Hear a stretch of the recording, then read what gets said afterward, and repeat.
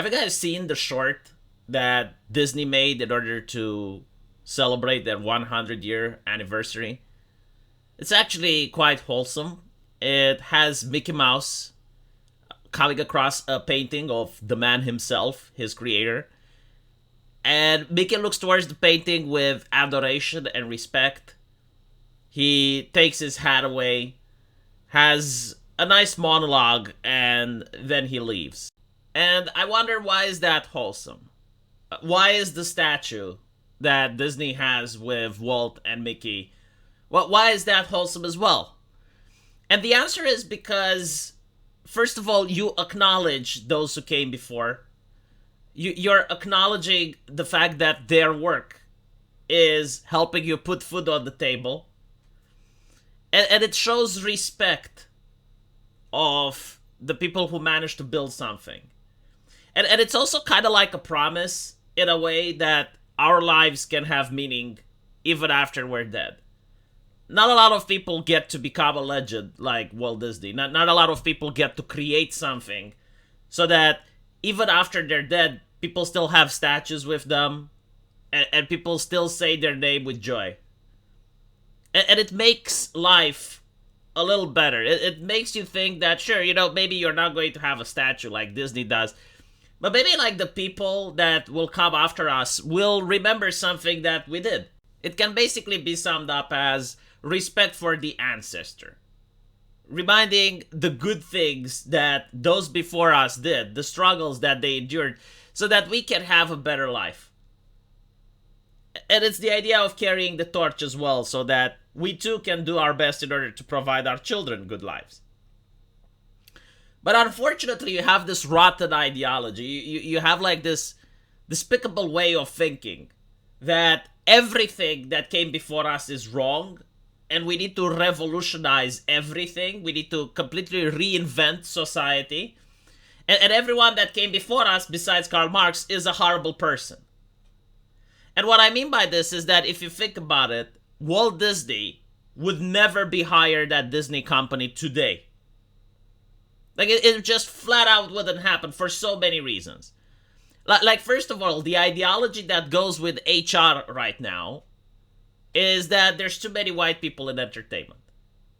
Like, for instance, one of the most nefarious companies on the internet at this point, a company called Sweet Baby, which does what Walt Disney did, and that is writing stories for famous AAA games, for other companies. They state on their page that one of the problems is that there's too many white men that are working in the industry. And you can't have diverse characters if there's too many white people working there. And I'm fairly certain that this is the same ideology that goes in Disney's HR as well, because it's a very popular ideology right now. Like, it's very trendy, it's very famous to say this. In fact, you get into trouble if you don't believe this. And think about it this way. If a person says that they have too many cats in their house, like the problem is that they already took too many cats, how likely it is that they're going to adopt a new one? So already, as you can see with this ideology, a person like Walt Disney would find difficulty in getting a job. Simply because his parents didn't fuck correctly. Simply because he was born wrong. So if the HR lady thinks that there's too many white people in entertainment, how likely are they to give someone like Walt Disney a chance? So this is like one of the first things that popped out. The second thing that pops out is that all of these HR ladies, they love going through a person's social media feed. If you want to get a job at a company, like, it's already difficult. I mean, it's not impossible, but it's difficult. And then they will go through your social media feed, and they will try to see if you said anything controversial, if you said anything that's remotely problematic, whether it's a joke, whether it's a metaphor, whether you supported the wrong presidential candidate, whether you had the wrong opinion on something. They will go and they will prune your social media. And what I noticed is that Walt Disney had a lot of controversial opinions for his time, but he would definitely be extremely problematic today. I mean, the man was pro-American, pro-Western, which is kind of difficult to do if your ideology believes that America is a systemically racist country.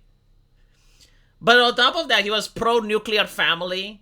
I mean, this is a huge red flag. This is definitely a big no-no. And he already had like certain remarks which got him in trouble with his peers at the time. So no, I genuinely do not think that Walt Disney would be hired at today's Disney Corporation. Under no circumstance would that happen.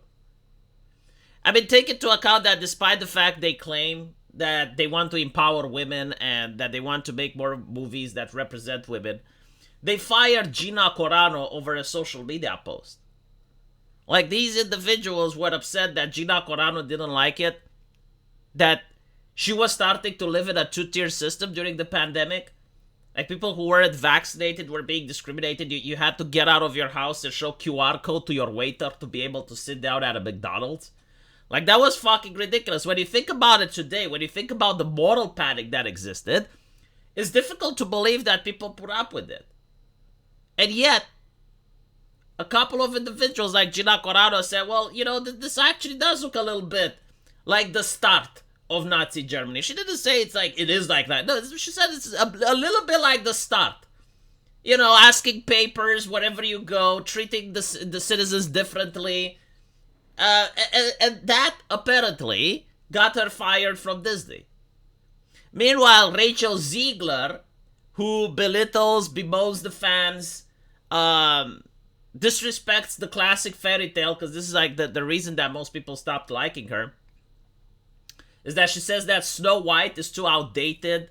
Kind of like that vice president from Bud Light saying that the customers are fratty and out of touch. And it shows the disrespect for the things that came before us. And I'm not saying that all the things that came before us are good.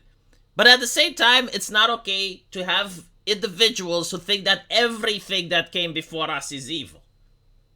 And this is the problem with modern ideology at these companies. They genuinely think that everything that came before us is evil. And while they're doing like this lip service of trying to pay respects and yeah, sure, we like Walt Disney, the reality is they would hate Disney if he existed today. Not only would they not pay respect, but I think they would actually invest resources to get him shut down from social media. Because I get to see this with modern creators, like creators that are still alive. You can look at what happened with Skullgirls. Like his entire company got subverted. And then they Me Too'd him so he can't defend himself on social media. Once they subverted him, they started censoring the things that he did. And then turning on the fans who were complaining that even the concept art was being censored.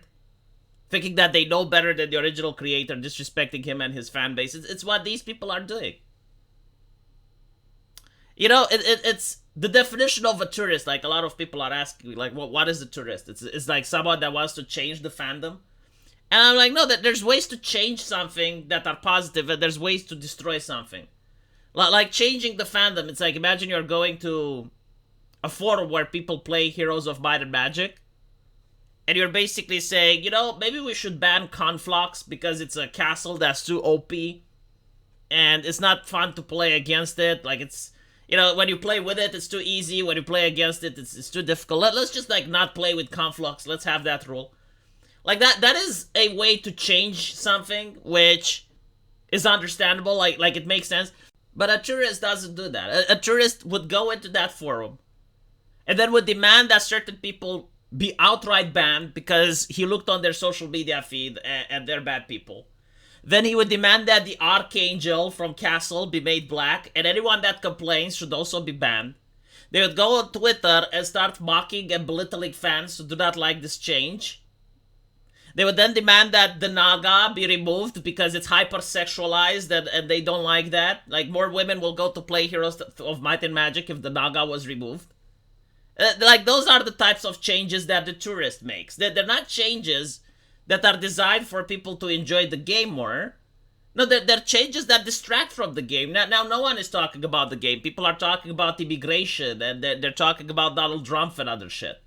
And that's the definition of a tourist. It's usually like a person who whines and complains about a franchise a lot more than he has positive things to say, but still calls himself a fan.